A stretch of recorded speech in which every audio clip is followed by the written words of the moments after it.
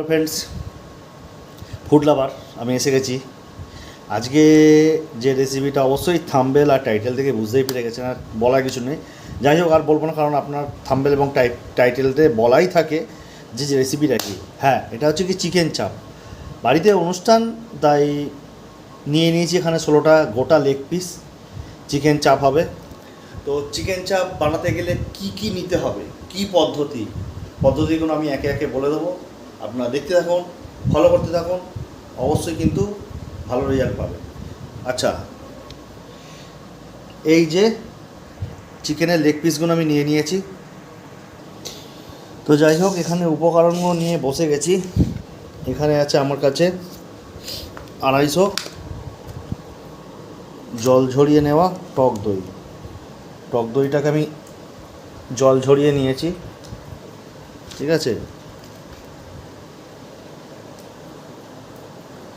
টক দইটাকে পুরো একদম ছাঁকনির মধ্যে রেখে 15-20 মিনিট আমি জল ঝরিয়ে নিয়েছি, ঠিক আছে।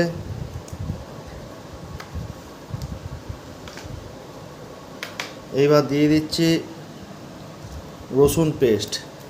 রসুনটা আপনাদের বলে দিচ্ছি কীভাবে পেস্ট করবেন। আমি এখানে 2 চামচে রসুন পেস্ট দিলাম, 2 চামচে আদা পেস্ট দিলাম,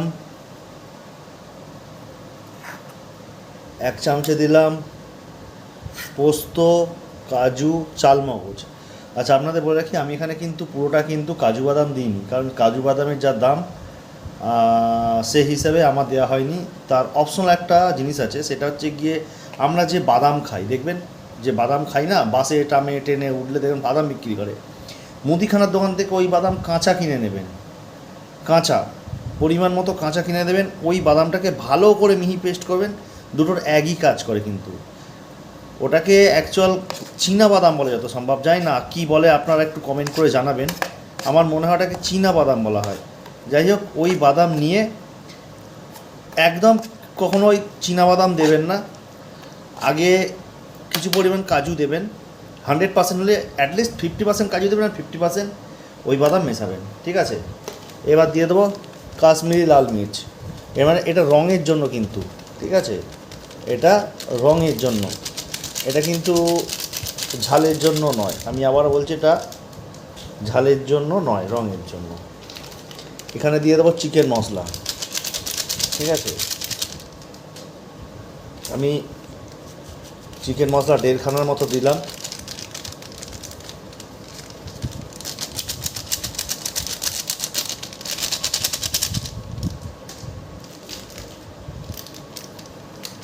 চাট মশলা দেবো অল্প, হাফ।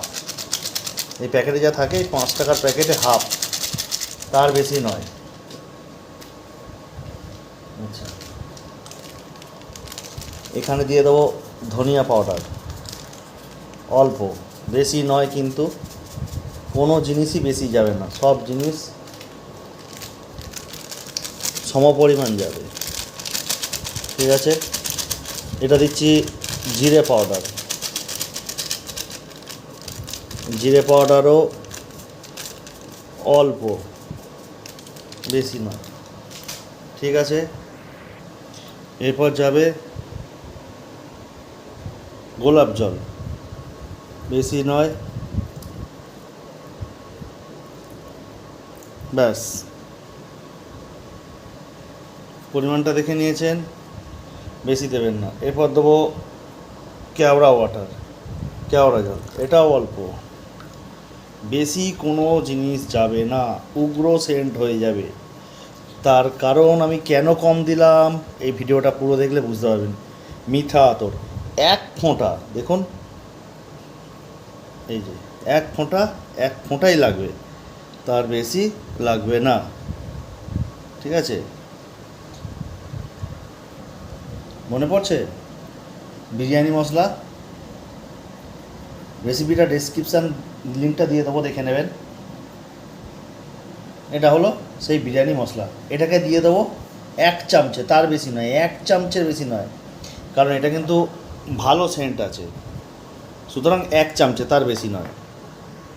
আর কি দেবো, ক্রিকেট খেলতে গেলে 3টে স্ট্যাম্প থাকবে, leg stump, of stamp, middle stamp.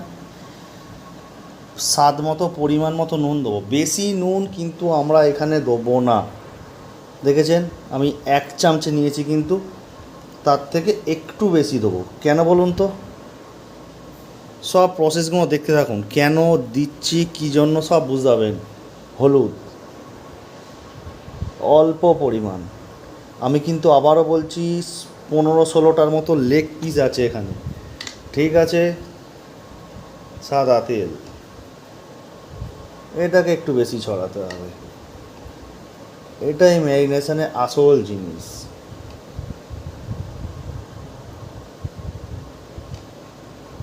এটা না হলেই নয়। এইবার এখন আমরা এটাকে ভালো করে মিশ্রণটাকে ম্যারিনেট করে নেব, ঠিক আছে। চলুন আগে ম্যারিনেট করে নিই।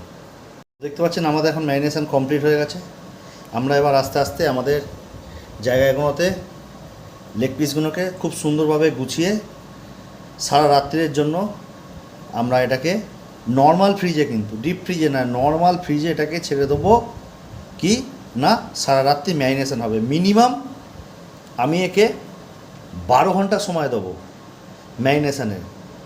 যত বেশি জানবেন, যত বেশি ম্যারিনেশন করবেন তত কিন্তু যে মশলার ফ্লেভার, মশলার টেস্ট, ইনগ্রিডিয়েন্টসের যে টেম্পারমেন্ট, সেগুলো কিন্তু চিকেনের ভেতরে অ্যাবজর্ব হবে। আর অবশ্যই ঢাকা দিয়ে কিন্তু নর্মাল ফ্রিজে রাখবেন, ঢাকা দিয়ে, এটা ভুলবেন না কিন্তু। আমরা এখন এটাকে ডেচকির মধ্যে আর কড়ার মধ্যে ভালো করে সুন্দরভাবে গুছিয়ে সাজিয়ে এখন ডিপ ফ্রিজে রেখে দেবো সারা রাত্রির জন্য। আবার দেখা হচ্ছে আপনার সাথে পরের দিন সকালে যখন রান্না করব, ঠিক আছে। তো চলুন, এখনের মতো গুড নাইট, দেখা হচ্ছে গুড মর্নিংয়ে। বন্ধুরা গুড মর্নিং, সকালে আমি চলে এসেছি।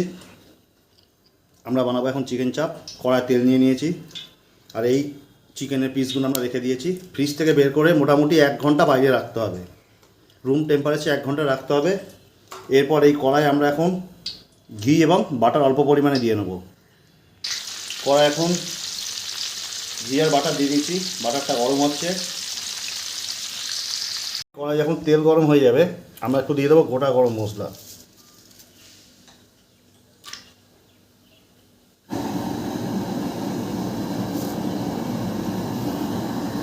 এরপর আমরা দিয়ে নেব কড়াই হলুদ দিয়ে নেব, আর দিয়ে দেবো কাশ্মীরি লাল মির্চ পাউডার।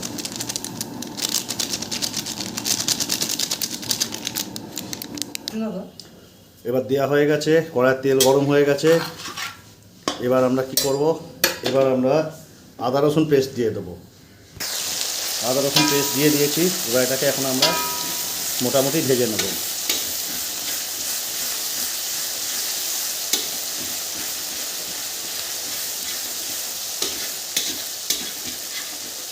দেখবেন কড়াই যাতে না লেগে যাবে, তার জন্য ভালো করে নাড়তে থাকবেন।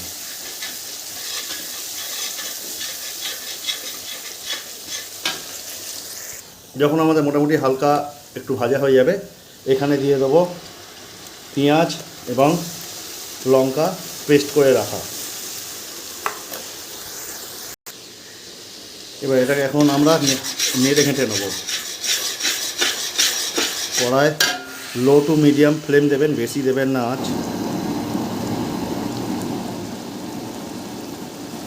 বেশি আঁচ দিলে পুড়ে যেতে পারে, তাই বেশি দেবেন না। মোটামুটি লো টু মিডিয়াম ফ্লেমে দিয়ে এটাকে এখন আমরা ভালো করে কড়াই কষতে থাকবো।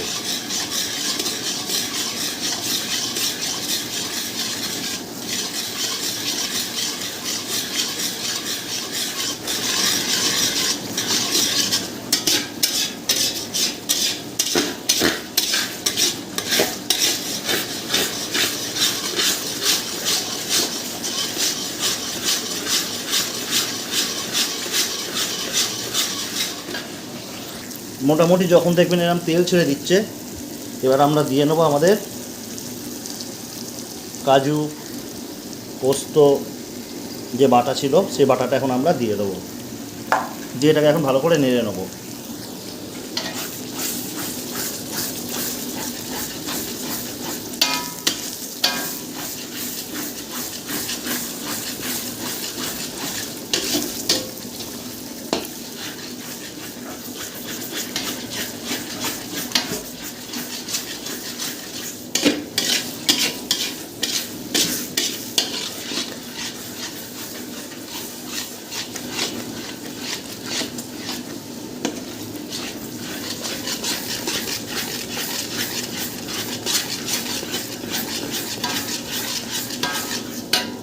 যখন দেখবেন যেন তেল ছেড়ে দিয়েছে তখন এবার আমরা এখানে দিয়ে নেব টক দই।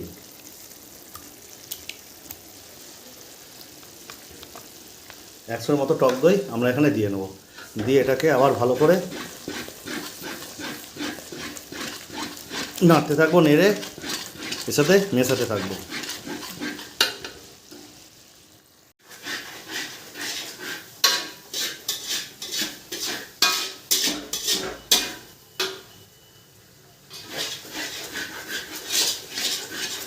চলছে চাপ, চিকেন চাপ।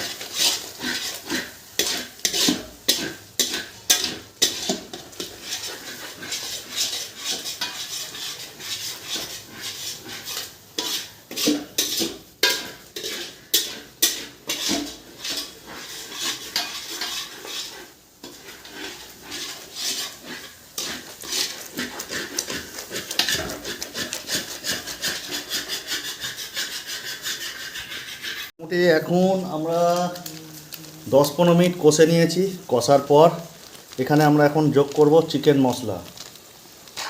ঠিক আছে, আমি এখন একটা চিকেন মশলা আমি এখানে অ্যাড করে দিলাম। চিকেন মশলা দিয়েছি। এবার আমরা যে বানিয়ে রেখেছিলাম বিরিয়ানি মশলা, এই যে আমার আগের ভিডিওতে আছে, তবু আমি ডেসক্রিপশানে লিঙ্কটা দিয়ে দেবো, আপনারা দেখে নেবেন। এটা বিরিয়ানি মশলা, চাপ মশলা দুটোই একসঙ্গে, শুধু পার্টিকুলার বিরিয়ানি বলে কিছু নয়, এটা চাপেতেও আপনারা দিতে পারবেন। তো আমি এখন এখানে দিয়ে দিলাম বিরিয়ানি মশলা বা চাপ মশলা। এখন এটাকে আমরা আবার কষতে থাকবো। দেখছেন তেল ছেড়ে দিয়েছে, আমি একটু জল মিশিয়েছি। এবার আমি একে একে চিকেনগুলোকে এর মধ্যে দিয়ে দেবো। যে কটা চিকেনের লেগ পিস আছে সব কটা লেগ পিসকে আমি এখন এখানে দিয়ে নেব। চিকেন দিয়ে দিয়েছি, এবার এখানে দিয়ে দেবো কেওড়া জল, দিয়ে দেবো গোলাপ জল,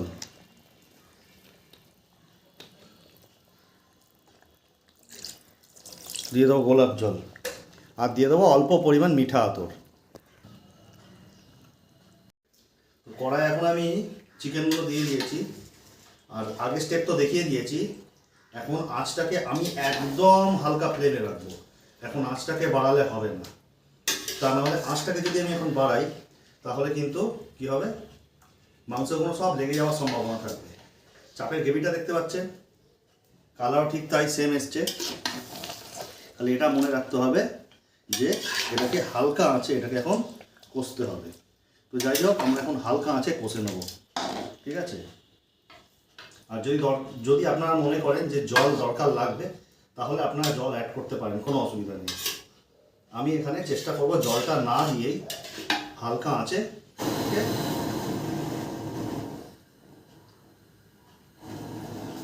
এটাকে এখন কুক করা, রান্না করা। ঠিক আছে, তো তাই আমি এখন করে নেব। এই খুন্তিটাকে আমার ব্যবহার করলে হবে না, এই খুন্তিটা কোনায় এগুলো পিসগুলো ভেঙে যেতে পারে, তো খুন্তি আমাকে এখন চেঞ্জ করতে হবে। তো দেখতে পাচ্ছেন হয়ে গেছে আমাদের চিকেন চাপ, প্রতি কটা লেগ গোটা গোটা আছে একদম। আর আপনাদের একটা জিনিস বলে দিই, যেটা আপনারা চাইলে ছাতু অ্যাড করতে পারেন, যেমন আমি অ্যাড করেছি এই যে ছাতুটা কখন দেবেন সেটা আপনাকে বলছি।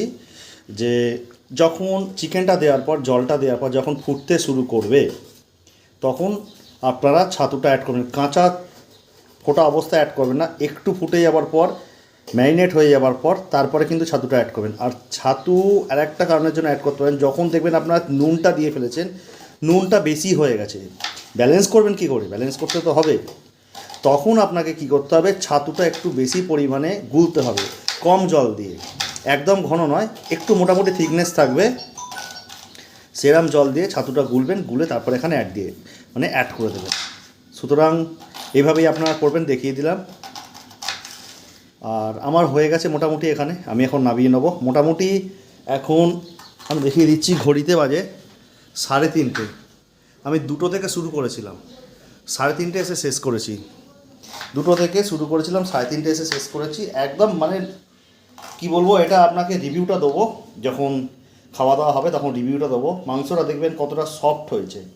আর এখন আমি নামাবো না, এই গরমের মধ্যে উনুন বন্ধ করা হয়েছে, গরমের মধ্যে এখন আমাকে রেখে দিতে হবে, এই হিটে কিছুটা সেদ্ধ হবে। তো নামিয়ে নিচ্ছি, এরপর দেখাচ্ছে পরবর্তী ভিডিওয়, অবশ্য রিভিউতে আপনার থাকবে। এরপরে আমরা বানাবো বিরিয়ানি, সেই রেসিপিটাও আপনাদের এখানে তুলে ধরবো, সঙ্গে থাকুন। ছোট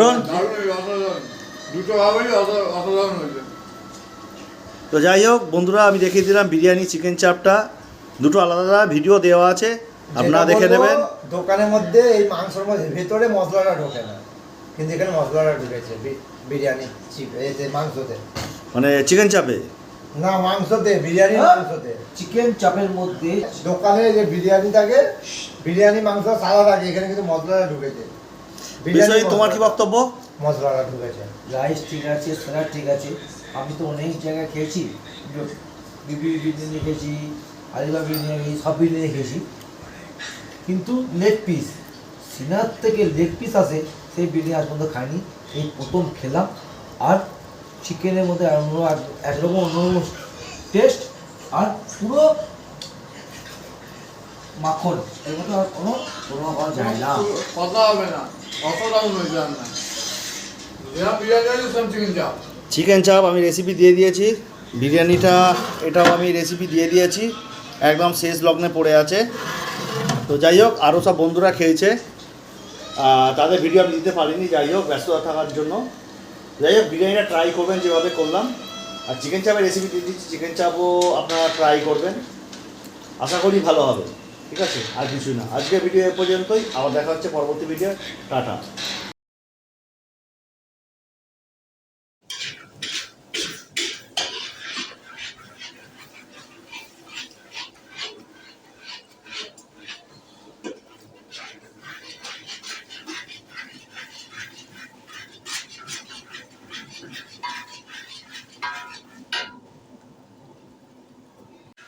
এখন দই দেওয়া হলো, দই দিয়ে ভালো করে নাড়া হচ্ছে মালটাকে। আমাদের রাঁধুনি এবার মুখটা রেখে দাও। হ্যাঁ, এই তো আমাদের রাঁধুনি গরমে ঘেমে গেছে, ভালো করে নাড়া হচ্ছে দই দিয়ে, টক দই। হা হা হা, দেখতে হেভি লাগছে। সাইজগুলো দেখো না, সাইজগুলো দেখো। আহা, এরকম একটা চিকেন চাপ আলাদাই মজা।